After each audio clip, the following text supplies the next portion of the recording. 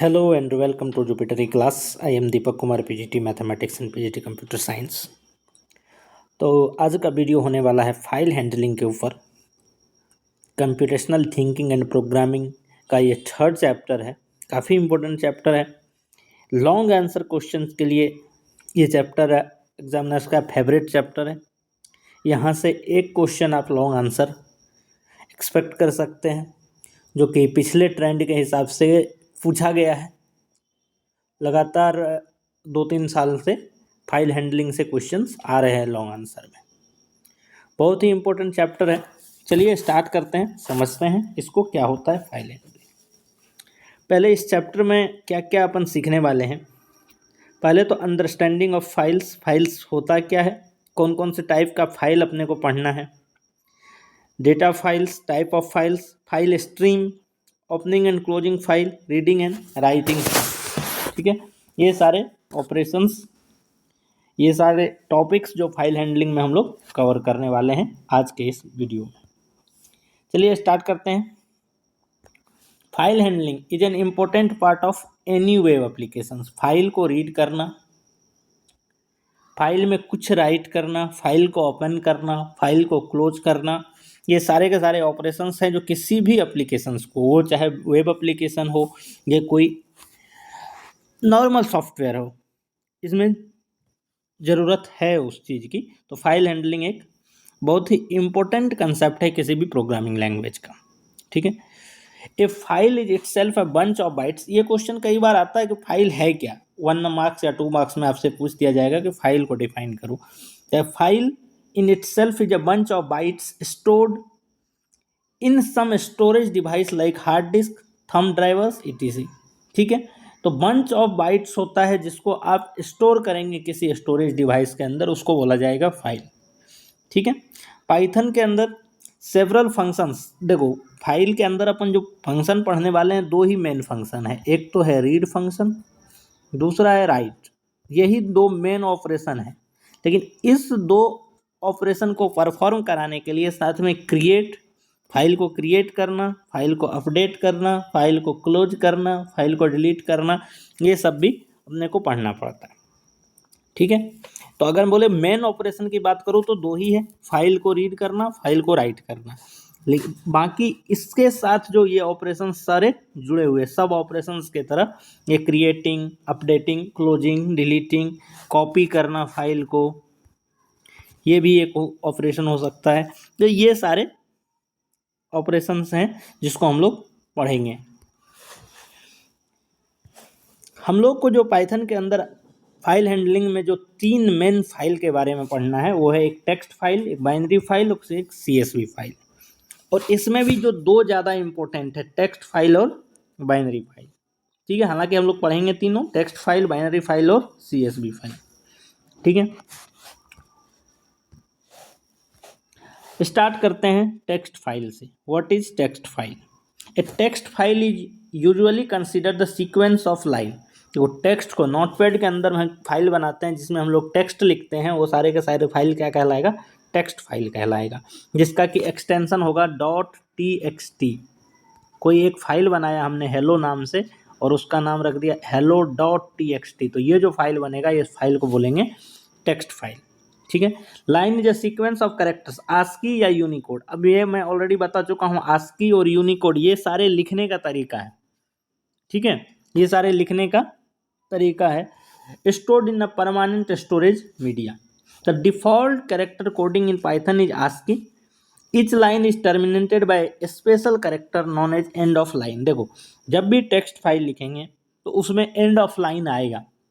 ठीक है, जैसे इंग्लिश में अगर मैं यहीं पे एक लाइन लिखा तो ये फुल स्टॉप क्या बताता है कि ये लाइन यहाँ पे एंड हो गया, अब इसके बाद नया लाइन स्टार्ट होगा। यहाँ फुल स्टॉप आ गया, मतलब ये लाइन यहाँ कंप्लीट हो गया, इसके बाद नया लाइन आएगा। उसी तरह टेक्स्ट फाइल में कुछ कैरेक्टर्स हैं जिससे कि मालूम चलता है कि ये जो लाइन है यहाँ पे कंप्लीट हो गया, इसके बाद नई लाइन स्टार्ट होगा। इसी कैरेक्टर को बोला जाता है EOL, एंड ऑफ लाइन। ठीक है, या टर्मिनेटर भी बोलते हैं इसको, and of line. At the lowest level text file will be collection of bytes. Already मालूम है जो टेक्स्ट फाइल जो होगा, ये कलेक्शन ऑफ बाइट्स होगा, एक करेक्टर 1 बाइट का जगह ले रहा है, एक करेक्टर 2 बाइट का, मतलब हर एक डेटा के लिए कुछ मेमोरी डिफाइन बताया गया है कि ये एक डेटा है, ये इतना मेमोरी फाइल लेगा अलग अलग प्रोग्रामिंग लैंग्वेज के according. Text files are stored in a human readable form and they can also be created using any text editor. Text editor मतलब जैसे कि नोटपैड प्लस प्लस, ये सारे टेक्स्ट एडिटर के एग्जाम्पल हैं। तो उसके हेल्प से टेक्स्ट फाइल क्रिएट किया जा सकता है और ये एक ह्यूमन रीडेबल होता है जिसको रीड किया जा सकता है आसानी से। ठीक है, टेक्स्ट फाइल का इंट्रोडक्शन आप लोग को समझ में आ गया होगा। चलिए टेक्स्ट फाइल के बाद थोड़ा सा बाइनरी फाइल के बारे में जान लेते हैं क्या होता है। Binary file contains arbitrary binary data, जिसको 0-1 भी बोलते हैं अपन, that is number stored in the file can be used for numerical operations. देखो बाइनरी फाइल के एग्जांपल हम लोग ले सकते हैं, जैसे कि इमेज फाइल है, वीडियो फाइल है, MP3 फाइल है, this all are the examples of binary files. So when we work on binary file, we have to interpret the raw bit patterns, read from the file into correct type of data in our program। Simple सी बात है, जो binary file होगा ये इसके अंदर न तो कोई एंड ऑफ लाइन होगा और ये एज इट इज जैसा फाइल है उसी तरह मेमोरी में स्टोर किया जाएगा। ठीक है, जिस सीक्वेंशियल अगर इसको नहीं बोलेंगे अपन, जिस फॉर्म में डेटा आ रहा है, स्ट्रीम का जो फ्लो है उसी फ्लो में ये स्टोर होता जाएगा मेमोरी के अंदर। ठीक है, in the case of binary file it is extremely important that to interpret the correct data type while reading the file. Python provides a special module for encoding and decoding of the data of binary files। तो binary files के बारे में जो information है, सबसे पहले तो ये इन्फॉर्मेशन रखना है कि इसके अंदर एंड ऑफ लाइन नाम का कोई कैरेक्टर नहीं होता है। ये एक कंटिन्यूअस फाइल है, इसमें EOL नहीं होगा, एंड ऑफ लाइन नहीं होगा। दूसरा, जैसा फाइल है उसी फ्लो में ये स्टोर होगा। ऐसा नहीं है कि इसका स्ट्रीम फिक्स होगा, जो जैसा है वैसा ही स्टोर करो, इसमें कोई चेंज नहीं आएगा। दूसरा चीज। तीसरा, बाइनरी फाइल का जो एक्सटेंशन होता है वो होता है डाट, DAT, ये ध्यान रखना है। बाइनरी फाइल का जो एक्सटेंशन होगा वो होगा डाट। बाइनरी फाइल को रिकॉग्नाइज ऐसे किया जाता है। इसके बाद बाइनरी फाइल के बाद जो तीसरा है वो है CSV file, comma separated value, full form हो जाएगा इसका कोमा सेपरेटेड वैल्यू।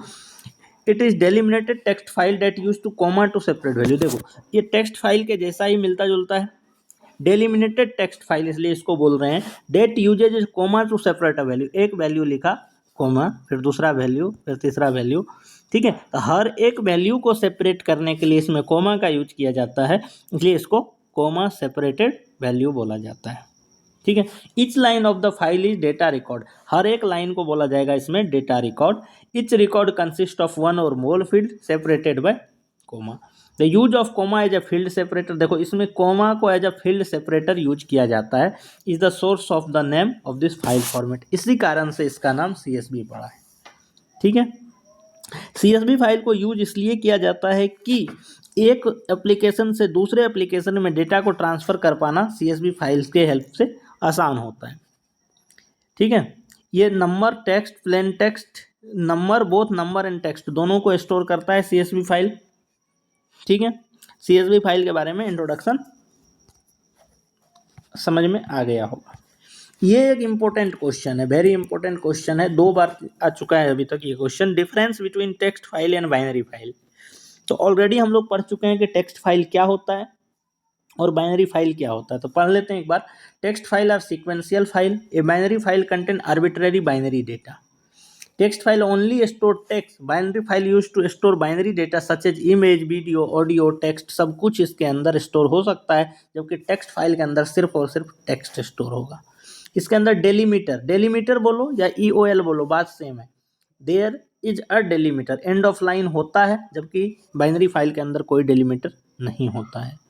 ठीक है, due to delimiter text file take more time to process. अब हर एक लाइन के बाद एक डेलीमीटर लगा हुआ है कि इसको प्रोसेस करने में ज़्यादा टाइम लगता है, जबकि बाइनरी फाइल में ऐसा कुछ नहीं है, इसलिए बाइनरी फाइल का प्रोसेसिंग स्पीड जो है वो कम होता है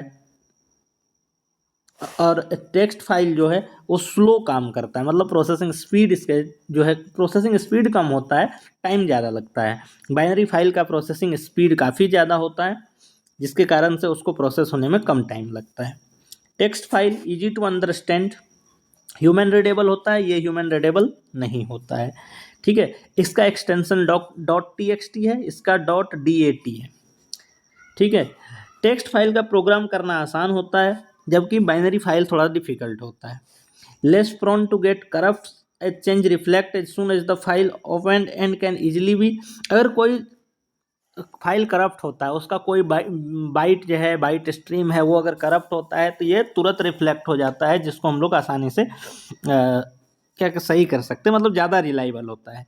जबकि बाइनरी फाइल में ऐसा कुछ नहीं है, कैन इजिली गेट करप्टेड, आसानी से करप्ट हो गया, और अगर एक सिंगल बिट भी करप्ट हुआ तो पूरी की पूरी फाइल करप्ट हो जाती है। इसलिए ये भी एक प्रॉब्लम है बाइनरी फाइल के साथ। आई थिंक टेक्स्ट फाइल और बाइनरी फाइल के बीच का डिफरेंस आप लोग को क्लियर हो गया होगा। पाइथन फाइल सिस्टम देखो, स्टैंडर्ड इनपुट आउटपुट के लिए हम एक सिस्टम यूज करते हैं SYS, ये भी एक मॉड्यूल है पाइथन के अंदर, जिसको हम लोग इंपोर्ट कर सकते हैं। इसके दो मेन फंक्शन है, स्टैंडर्ड इनपुट, स्टैंडर्ड आउटपुट। ठीक है, सिर्फ इसको थ्योरी पर्पस से पढ़ना है, प्रैक्टिकली ज़्यादा यूज नहीं होने वाला है ये भी। Standard input device STDIN, read from the keyboard, keyboard से कोई चीज़ रीड करने के लिए स्टैंडर्ड इनपुट डिवाइस का यूज करेंगे। Print to the display and can be redirect standard input STD out. Error device के लिए STD एरर यूज करेंगे, मतलब इनपुट के लिए स्टैंडर्ड इनपुट यूज होगा, आउटपुट के लिए स्टैंडर्ड आउटपुट यूज होगा, एरर के लिए स्टैंडर्ड एरर यूज होगा। ये तीन बस याद रखना है। ये तीनों किसका फंक्शन है? सिस्टम का, SYS का फंक्शन है। ठीक है, अब आते हैं अपन टेक्स्ट फाइल के ऑपरेशंस के ऊपर। तो मैं पहले तो टेक्स्ट फाइल, कोई भी फाइल का अगर ऑपरेशन लिखूं तो इसका फ्लो या समझना। टेक्स्ट फाइल ऑपरेशंस, सबसे जो फर्स्ट स्टेप होगा, फाइल को ओपन करेंगे,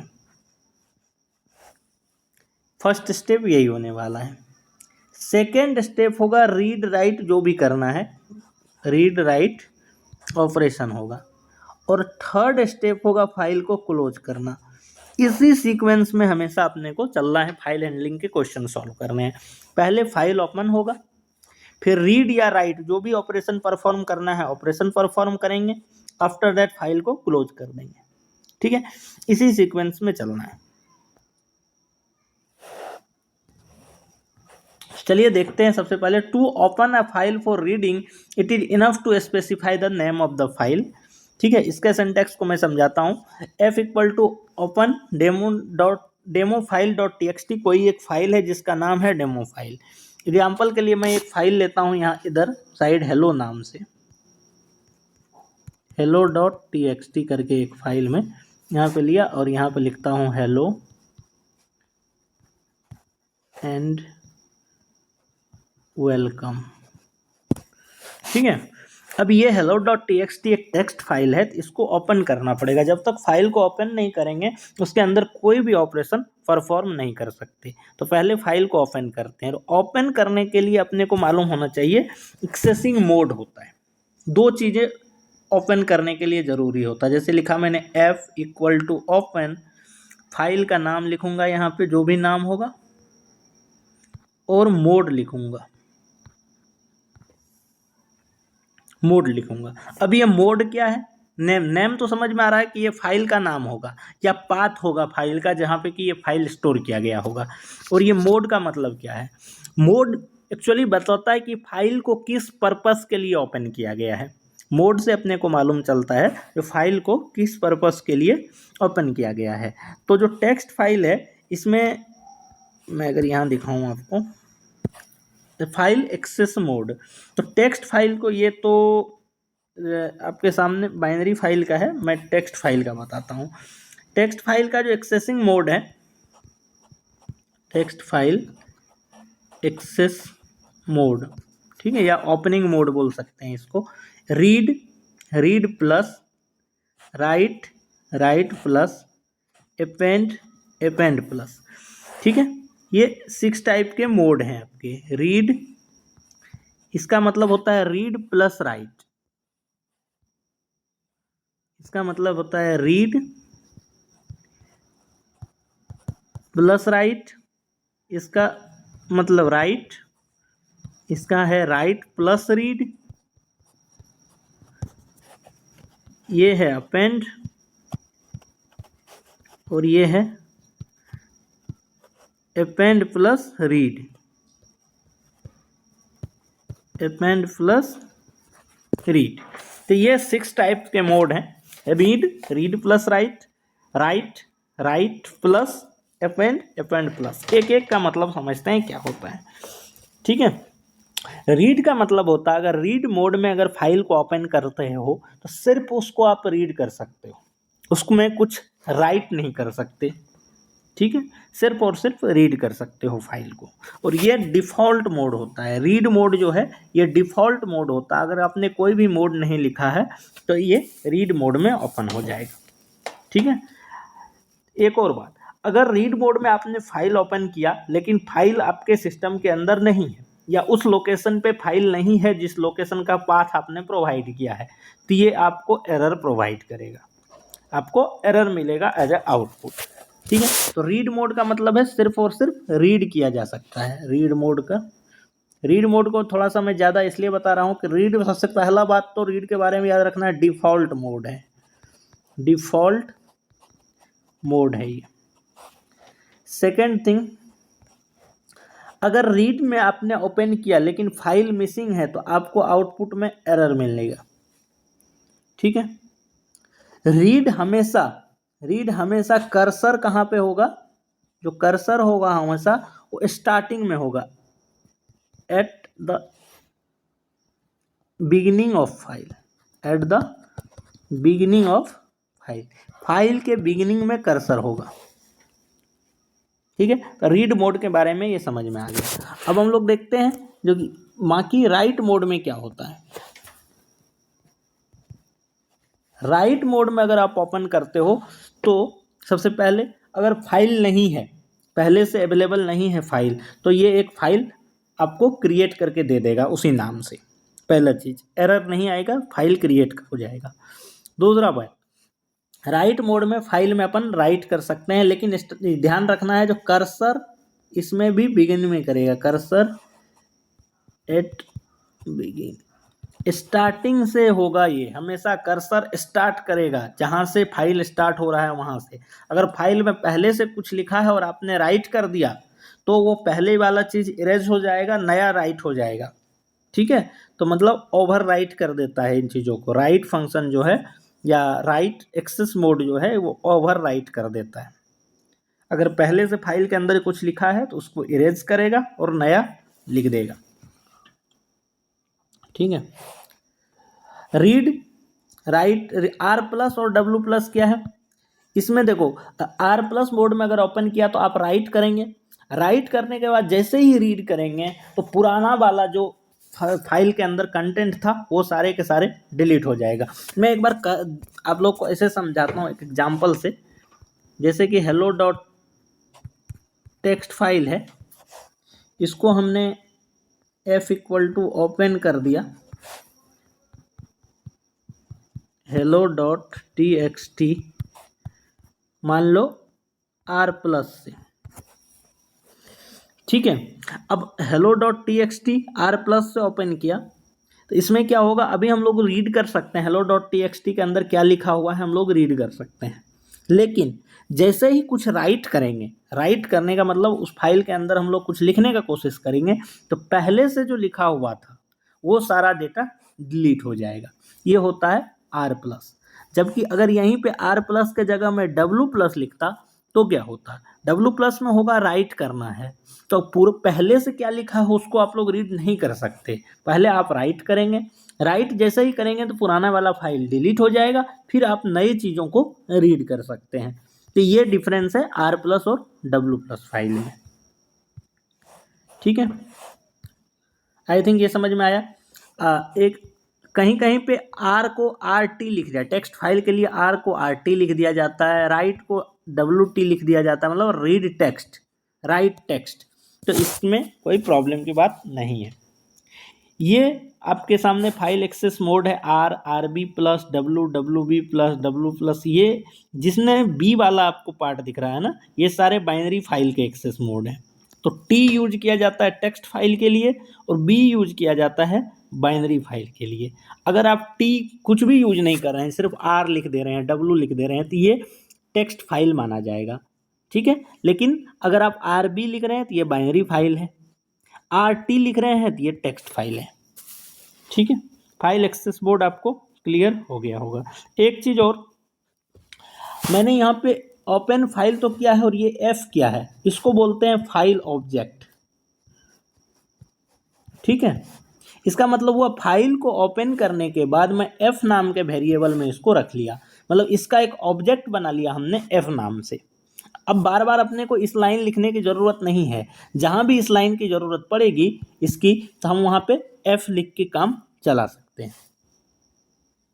चलिए अब हम ओपन तो समझ गए, क्लोज करने के लिए जो फंक्शन यूज किया जाता है वो ऑब्जेक्ट लिखना है और क्लोज फंक्शन को कॉल कर देना है, तो हमारा फाइल क्लोज हो जाएगा। अब ओपनिंग क्लोजिंग तो हम अपनों को समझ में आ गया। अब स्टार्ट करते हैं हम लोग रीड राइट को समझने का कोशिश करते हैं। सबसे पहले रीड करना स्टार्ट करते हैं। टेक्स्ट फाइल को रीड करने के हमारे पास तीन तरीके हैं। पहला एफ डॉट रीड, दूसरा एफ डॉट रीड लाइन, तीसरा एफ डॉट रीड लाइन्स।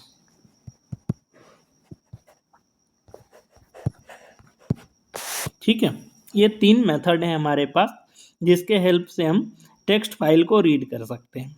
चलिए एक एक को समझते हैं।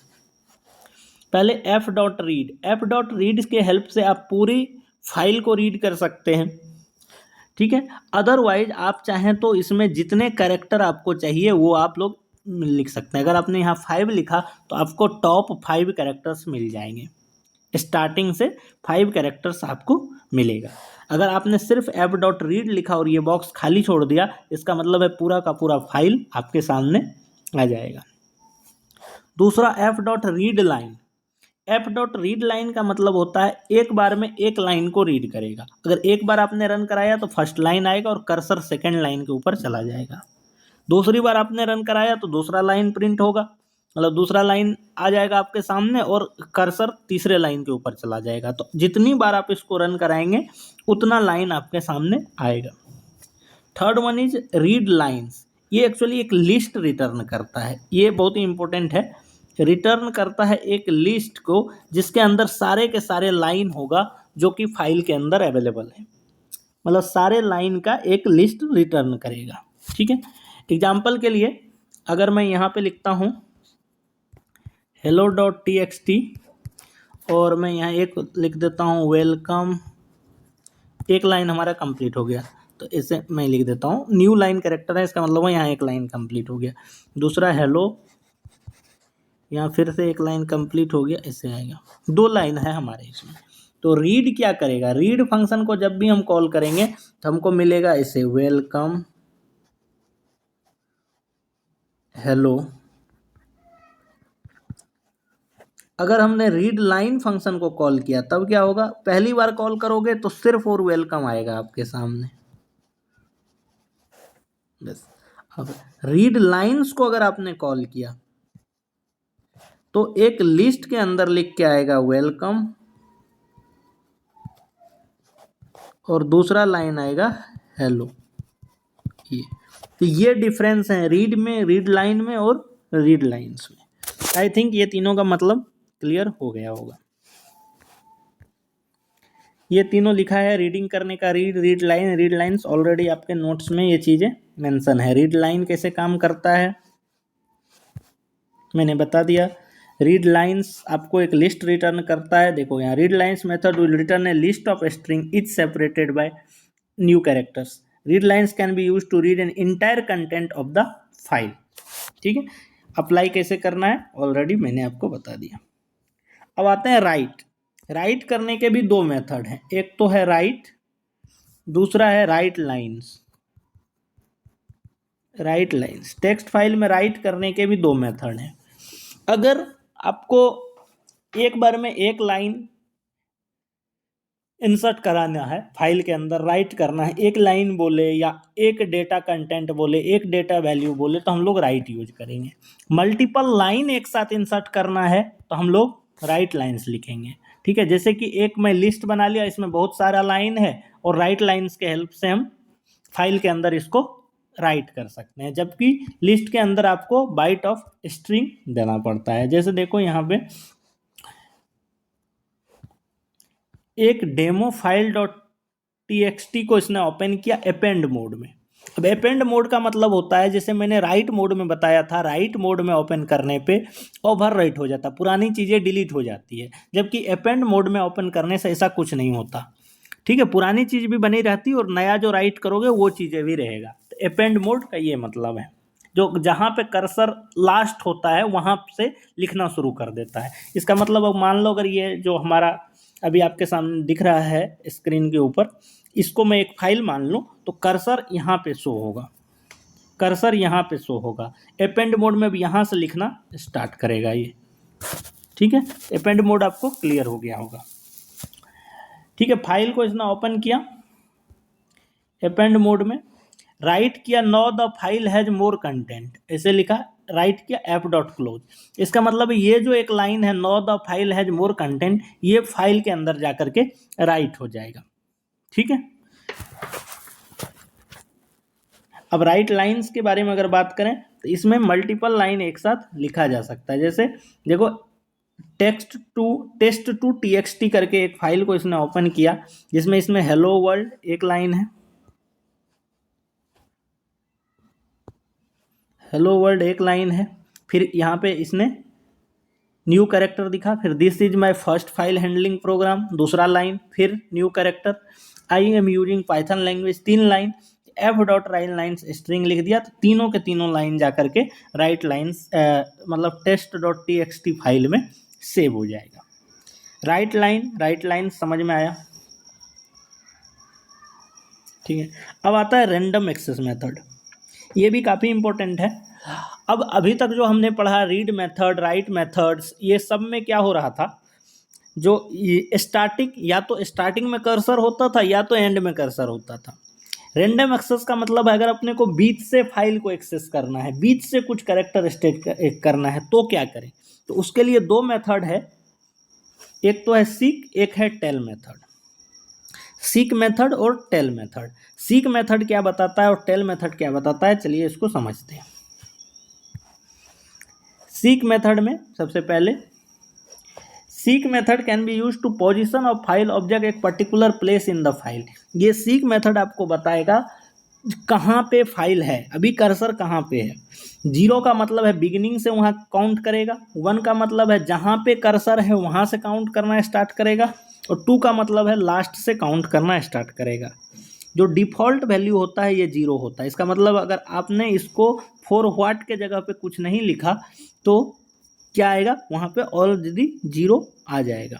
जैसे कि यहाँ पे नीचे आप लोग देख सकते हैं, यहाँ पे जैसे f.67 लिखा है इसने, इसने नहीं बताया यहाँ पे जो कहाँ से 0 से स्टार्ट करना है कि 1 से कि 2 से, तो इस केस में ये हमेशा बिगिनिंग ऑफ द फाइल से स्टार्ट करेगा। ठीक है, अब इसको मैं एक प्रोग्राम से समझाऊंगा तो ज़्यादा क्लियर होगा आप लोगों को। तो चलिए एक प्रोग्राम लेते हैं।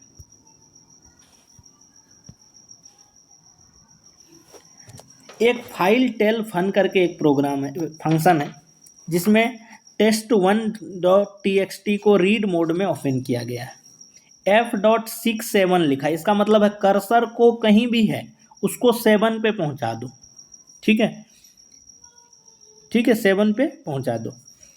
f.read1 पोजीशन f.टेल, print content of data is f data, print current data is, और ये आपके सामने है।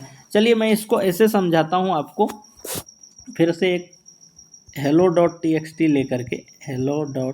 इस बार मैं हेलो बहुत बड़ा हो रहा है, तो मैं h.txt लिखता हूँ, h.txt, इसमें लिखता हूँ दिस इज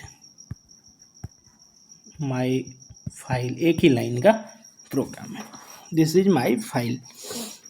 अब मैं फाइल को ओपन करता हूँ, f=open h.txt, रीड मोड में हमने इसको ओपन किया। अब मैं यहाँ पे बोलता हूँ f.seek 6 पे, तो यहाँ से कैरेक्टर काउंट करो 1 2 3 4 5 6, मतलब कर्सर हमारा आई के पास चला जाएगा, 0 से काउंट होता है तो 0 1 2 3 4 5 6, एस के पास हमारा कर्सर चला जाएगा, एस के पास हमारा कर्सर है। अभी अगर मैं यहाँ पे लिखूँ जो f data equal to f dot read, 2 character हमने यहाँ पे रीड कर लिया, तो कर्सर है हमारा 6th पोजीशन पे, वहाँ से हमने 2 कैरेक्टर रीड किया, तो एक तो स्पेस है और एक एम है, और मैं इसको लिखना चाहूँ तो प्रिंट करा दूँगा, प्रिंट एफ डेटा, तो हमारा, और फाइल को मैं क्लोज कर देता हूँ, तो हमारा जो आउटपुट आने वाला है वो क्या आएगा, एक तो स्पेस आएगा और एक एम आएगा। स्पेस को मैं ऐसे दिखाता हूँ, ये आएगा, ये क्यों, क्योंकि मैंने सीक लगा करके कर्सर को यहाँ पे भेज दिया। और अगर फाइल को क्लोज किए बिना मैं यहाँ पे एक और लाइन एंटर करूँ, f.टेल, टेल पूछूं मतलब करंट पोजीशन पूछूं, तो चूंकि हमने 6 के बाद 2 रीड कर लिया तो 8 हो गया, तो कर्सर 9 के पास चला जाएगा, तो प्रिंट f.टेल में हमारा आंसर 9 आएगा। आई थिंक ये चीज़ें समझ में आया होगा। सीक क्या करता है, करंट पोजीशन से, या तो बिगिनिंग ऑफ बताओ उसको, या एंड से, या फिर करंट पोजीशन से फाइल को मूव कराता है, मतलब कर्सर को मूव कराता है, सॉरी मैं फाइल को नहीं, कर्सर को मूव कराता है, और टेल जो है इसका करंट पोजीशन बताता है। ये चीज़ें समझ में आ गया। यहाँ पे अपना टेक्स्ट फाइल ख़त्म होता है, रैंडम मेथड लास्ट था टेक्स्ट फाइल का, ठीक है। इसके बाद ये सब ज़्यादा इम्पोर्टेंट है नहीं अपने लिए, कुछ एक क्वेश्चन है प्रीवियस ईयर के, तो आप लोग देख सकते हैं। जैसे कि एक क्वेश्चन में यहाँ आपके सामने है, right a user defined function in Python named show lines which reads content of text file and display every sentence in a separate line। क्या कह रहा है, story.txt से पूरे सेंटेंस को रीड करो और उसको सेपरेट लाइन में प्रिंट कराना है। Assume date the sentence and with a full stop, या तो फुल स्टॉप आ जाए, या क्वेश्चन मार्क आ जाए, या एक्सक्लामेशन मार्क आ जाए, इस तीनों में से कोई भी एक आ जाए तो हम लोग मान लेंगे कि वहाँ पे लाइन एंड हो रहा है, और ये है आपका फाइल, ठीक है। चलिए इसको हम लोग देखते हैं कैसे कर सकते हैं। हालांकि यहाँ पे मैंने आपके सामने लिख दिया है, ये इसको करना कैसे है इसी को मैं आपको समझाता हूँ। देखो सबसे पहले तो फंक्शन बनाने बोला था, तो डेफ शो लाइन्स नाम का हमने फंक्शन यहाँ पे बना लिया, डिफाइन कर दिया। फिर फाइल को ओपन किया with open story.txt as F, इसका मतलब हुआ फाइल को ओपन करो। अच्छा यहाँ पे विथ ओपन, हम लोग चाहे तो इसको ऐसे भी लिख सकते हैं, f=open story.txt, ऐसे भी लिख सकते हैं, लेकिन विथ ओपन लिखने से क्या होता है, देखो विथ क्लाउज के साथ जब फाइल ओपन करते हैं तो इसकी खास बात क्या होती है, जब भी इस फाइल ऑब्जेक्ट को किसी और पर्पस के लिए यूज किया जाएगा तो फाइल अपने आप क्लोज हो जाएगा, ठीक है। तो थोड़ा इफिशिएंट मेथड होता है विथ क्लाउज के साथ ओपन करना, ठीक है। चलिए उसके बाद फाइल को रीड किया, रीड फंक्शन के हेल्प से, फिर फॉर w इन s, एक फॉर लूप लगाया और s के अंदर चेक किया जा रहा है, अगर कहीं पे फुल स्टॉप, क्वेश्चन मार्क या फिर एक्सक्लामेशन मार्क मिलता है तो उसको प्रिंट कर दो, ठीक है, उसको प्रिंट कर दो। क्वेश्चन मार्क, अगर फुल स्टॉप मिले तो फुल स्टॉप प्रिंट करो, क्वेश्चन मार्क मिले तो क्वेश्चन मार्क प्रिंट करो, और एक्सक्लामेशन मार्क मिले तो उसको प्रिंट करो, और एल्स प्रिंट w, अगर ना मिले तब भी प्रिंट करो, लेकिन उसको एक लाइन में प्रिंट करना, क्योंकि क्वेश्चन में ही बोला गया था जो अगर ये तीनों में से कुछ भी मिलता है, फुल स्टॉप, क्वेश्चन मार्क और एक्सक्लेमेशन मार्क में से कुछ भी मिलता है तो ही लाइन चेंज होगी, अदरवाइज लाइन चेंज नहीं होगा। हमने क्या बोला, अगर इस तीनों में से कुछ मिलता है तो उसको प्रिंट कराओ, अदरवाइज सारे के सारे चीज़ों को, सारे के सारे कंटेंट को एक ही लाइन में, एंड इक्वल टू स्पेस का मतलब क्या है, एक ही लाइन में प्रिंट करना है, लाइन चेंज नहीं करना है। उसके बाद फाइल को क्लोज किया और फंक्शन को कॉल कर दिया। ये 4 मार्क्स के क्वेश्चंस आपके एग्जाम में आते हैं, इस तरह के हर बार पूछे जाते हैं।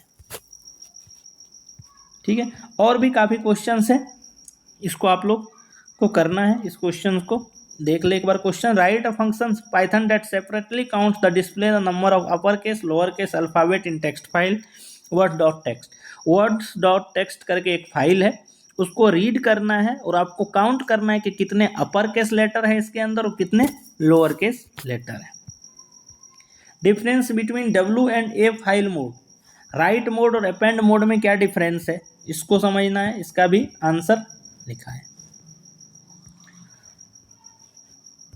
ये जैसे कि मैंने अभी अभी बताया आपको, what is the advantage of using with clause the opening a data file in Python. With clause के साथ फाइल ओपन करने के क्या फायदे हैं, यह लिखा है सबसे पहले, closed automatically once the control comes outside with clause. ठीक है, जब भी उसके कंट्रोल आउटसाइड आ जाएंगे विथ क्लॉज से, ये अपने आप क्लोज हो जाता है फाइल। अब आते हैं बाइनरी फाइल के अंदर, टेक्स्ट फाइल यहाँ पे कंप्लीट होता है, अब आते हैं बाइनरी फाइल। यही सारे ऑपरेशन बाइनरी फाइल के लिए भी अपने को समझना है। तो बाइनरी फाइल के लिए डंप और लोड दो मेथड है, जैसे उसमें रीड और राइट पढ़ा अपन ने, इसमें डंप और लोड पढ़ना है। डंप का मतलब हम लोग मान के चलते हैं राइट, और लोड का मतलब हम लोग समझते हैं रीड। हालांकि इसका एक्चुअल में मीनिंग कुछ और है, लेकिन हम लोग ट्रीट करेंगे लोड को एज रीड और डंप को एज राइट। अब जो वर्ड यूज हुआ है पिकलिंग और अनपिकलिंग, इसका क्या मतलब है, चलिए समझते हैं। बाइनरी फाइल को बीट के स्ट्रीम में या बाइट स्ट्रीम में कन्वर्ट करना पिकलिंग कहलाता है। ठीक है, और इसका जो रिवर्स प्रोसेस है उसको अपन बोल देते हैं अनपिकलिंग, या फिर इसको सीरियलाइजेशन या डी सीरियलाइजेशन भी बोला जाता है। ठीक है, इसके लिए जो मॉड्यूल यूज होता है, पहले तो इसको समझ लो। Pickling refers to the process of converting the structure to a byte stream before writing the file. ठीक है, मतलब बाइनरी फाइल को बाइट स्ट्रीम में कन्वर्ट करने का प्रोसेस पिकलिंग होगा, और बाइट स्ट्रीम को बाइनरी फाइल में कन्वर्ट करने का प्रोसेस अनपिकलिंग होगा। ठीक है, byte stream back to the original structure unpickling होगा। इसका नाम सीरियलाइजेशन या डी सीरियलाइजेशन भी होता है। पाइथन प्रोग्रामिंग के अंदर पिकलिंग और अनपिकलिंग के लिए जो मॉड्यूल है हमारे पास, उसका नाम है पिकल मॉड्यूल। मॉड्यूल का नाम है पिकल मॉड्यूल। तो एक चीज़ ध्यान में रखना है, जब भी बाइनरी फाइल के साथ डील करना, और .dat एक्सटेंशन होता है, ऑलरेडी पढ़ चुके हैं। तो जब भी आपको बाइनरी फाइल दिख जाए तो आप इंपोर्ट पिकल कर लेना। ठीक है, क्योंकि डंप और रीड दोनों, डंप और लोड दोनों के लिए पिकल मॉड्यूल की ज़रूरत पड़ेगी। तो पहले ही हम लोग पिकल मॉड्यूल को इंपोर्ट करा लेंगे।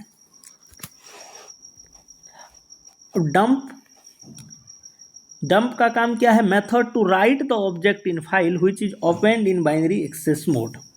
ठीक है, जो भी फाइल हमारे सामने होगा उसमें कुछ अगर राइट करना है तो उसके लिए हम लोग डंप मॉड्यूल का, मतलब डंप फंक्शन का यूज करेंगे, जो कि पिकल मॉड्यूल का एक फंक्शन है। कैसे काम करता है चलिए देखते हैं। यहाँ से एक फंक्शन बनाया गया है डेफ बिन क्रिएट इंपोर्ट पिकल।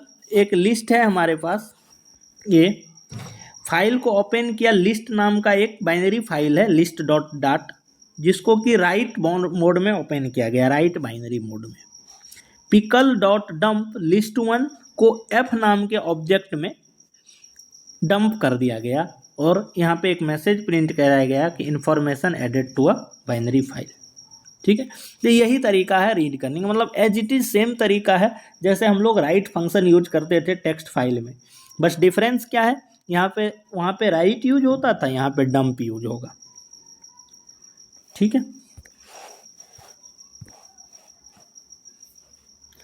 अब यहाँ पे लोड को भी थोड़ा समझते हैं, फिर एक एग्जाम्पल हम लोग लेंगे। सेम है, लोड करने के लिए हम लोग क्या करते हैं, लोड का मतलब रीड करना फाइल को। एक फाइल बनाया गया डेफ बिन रीड फाइल, इंपोर्ट किया गया पिकल मॉड्यूल को, फाइल को ओपन किया गया रीड बाइनरी मोड में, list one pickle dot load, list one के अंदर पिकल के अंदर मतलब ये जो एफ ऑब्जेक्ट है मतलब एफ फाइल है, इसके अंदर जो भी डेटा था अब लिस्ट वन में अपलोड हो गया। अब चाहे तो हम लोग प्रिंट करवा सकते हैं लिस्ट वन को। लोड समझ में आ गया, डंप समझ में आ गया। ओएस मॉड्यूल, अब ये ओएस मॉड्यूल क्या होता है उसको समझते हैं। देखो ओएस एक्चुअली रिप्रेजेंट करता है ऑपरेटिंग सिस्टम को, ये भी पाइथन के अंदर एक मॉड्यूल है। इसमें हालांकि ओएस मॉड्यूल को अपने को ज़्यादा डिटेल में नहीं समझना है, इसमें 2 पॉइंट है जो कि थ्योरी पर्पस के लिए ये इंपॉर्टेंट होता है। एक तो एब्सोल्यूट पाथ, दूसरा रिलेटिव पाथ। देखो कंप्लीट पाथ अगर है किसी भी फाइल का तो उसको बोलते हैं हम लोग एब्सोल्यूट पाथ। जैसे कि सी ड्राइव के अंदर कोई प्रोग्राम फोल्डर है, प्रोग्राम फोल्डर के अंदर माई प्रोग्राम करके सब फोल्डर है, उसके अंदर एक फाइल पड़ा हुआ है, तो पूरी की पूरी डायरेक्टरी अगर अपन लिख रहे हैं तो उसको बोला जाएगा एब्सोल्यूट पाथ। रिलेटिव पाथ क्या होता है, आधा अधूरा, मतलब अगर मान लो प्रोग्राम के अंदर ही मैंने लिखा प्रोग्राम के अंदर माई प्रोग्राम, उसके अंदर फाइल है, डायरेक्टरी को हमने छोड़ दिया, इसको बोला जाएगा रिलेटिव पाथ। तो रिलेटिव पाथ, इसका नाम ही रिलेटिव पाथ है। इसका मतलब क्या है, अगर हम किसी फोल्डर में काम कर रहे हैं या किसी डायरेक्टरी में काम कर रहे हैं तो उस डायरेक्टरी के रिलेटिव या उस डायरेक्टरी के अकॉर्डिंग अगर आप कोई फाइल दे रहे हो तो उसको बोला जाएगा रिलेटिव पाथ। एब्सोल्यूट पाथ का मतलब है कंप्लीट पाथ आपको प्रोवाइड करना है, ठीक है। तो एब्सोल्यूट पाथ कभी भी चेंज नहीं होगा। रिलेटिव पाथ डायरेक्टरी के अकॉर्डिंग, फोल्डर्स के अकॉर्डिंग, करंट डायरेक्टरी के अकॉर्डिंग चेंज होता जाएगा। इस चीज को ध्यान रखना है।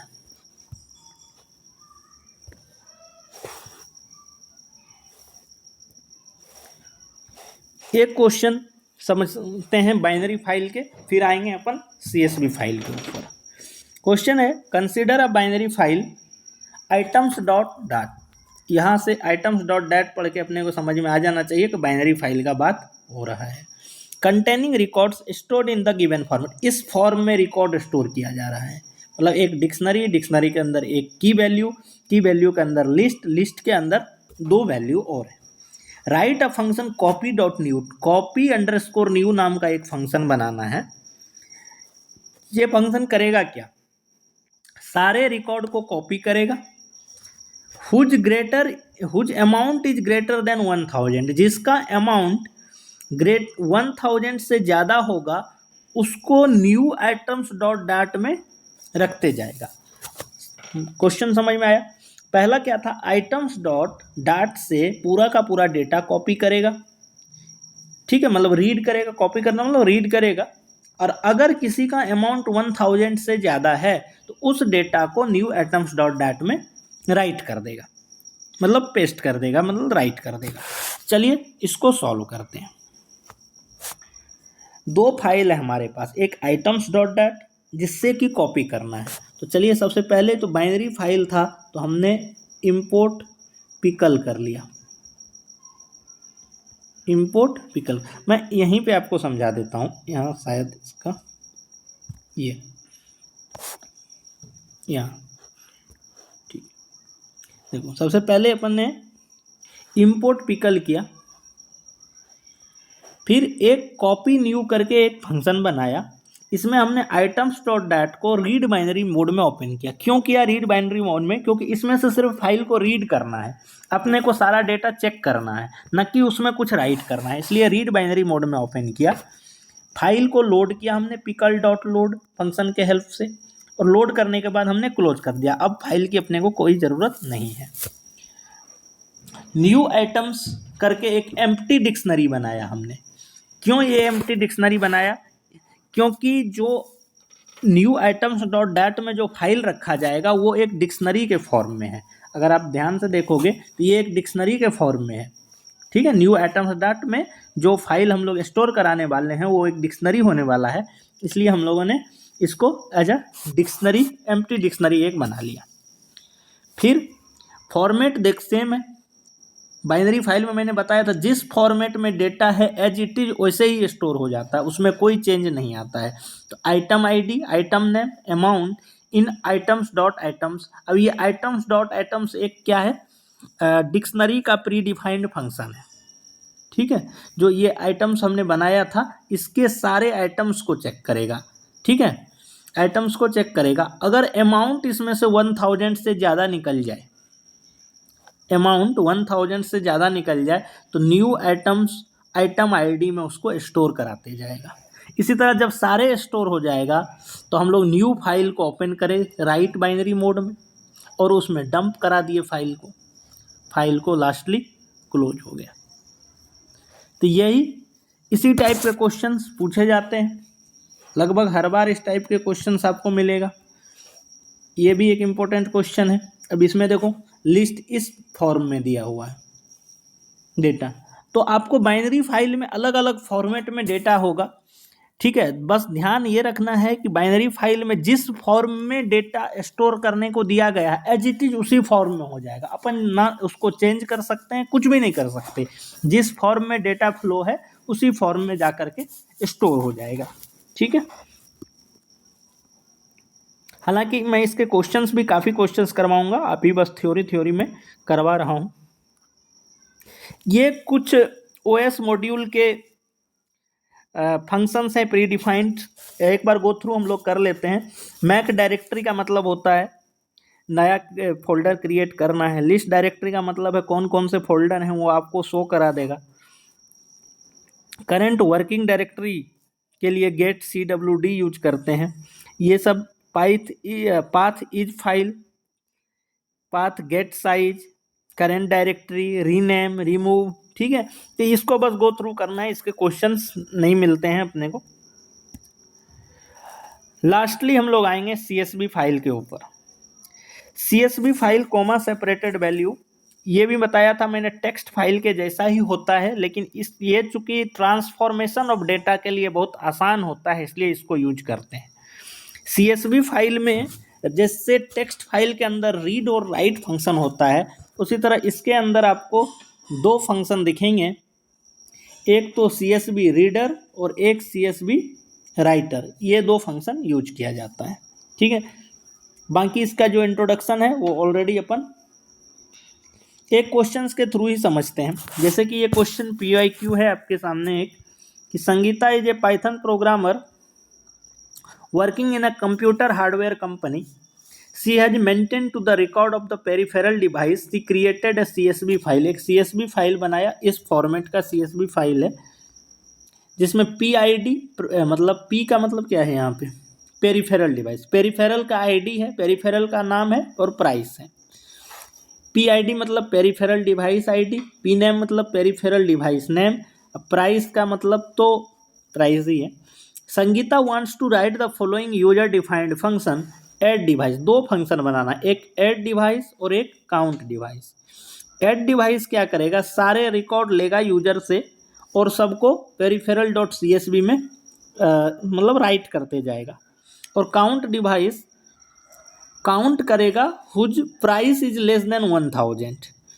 वो सारे डिवाइस के नंबर काउंट करके बताएगा जिसका कि प्राइस 1000 से कम है। ये था हमारा क्वेश्चन।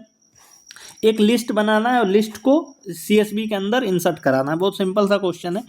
तो चलिए इसका भी सॉल्यूशन देखते हैं, यहाँ से समझना।